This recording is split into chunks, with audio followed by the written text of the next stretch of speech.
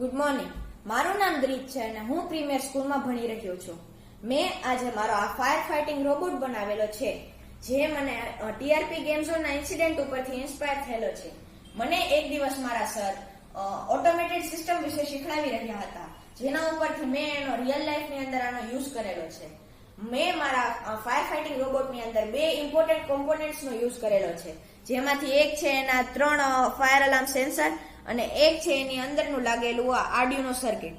Arduino circuit આ submersible pump સાથે અને આ ડ્રાઈવ મોટર સાથે કનેક્ટેડ છે, જે એને આગળ વધીને ફાયરને એક્સટિંગ્વિશ કરવામાં મદદ કરશે.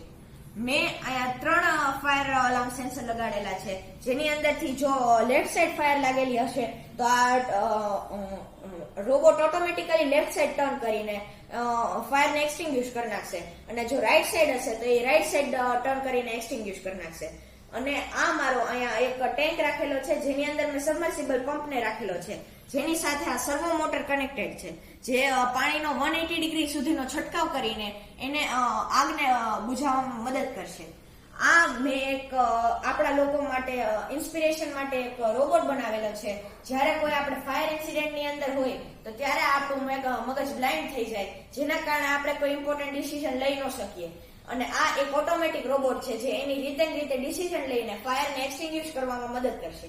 હવે હું આનો એક ડેમો જઈ રહ્યો છું. જ્યારે હું આના રાઈટ સાઈડ રાખીશ તો ત્યારે આ રાઈટ સાઈડ ટર્ન થશે, અને જ્યારે હું આના લેફ્ટ સાઈડ રાખીશ તો ત્યારે આ લેફ્ટ સાઈડ ટર્ન થશે. હવે હું આને આગળની સાઈડ રાખવા જઈ રહ્યો છું.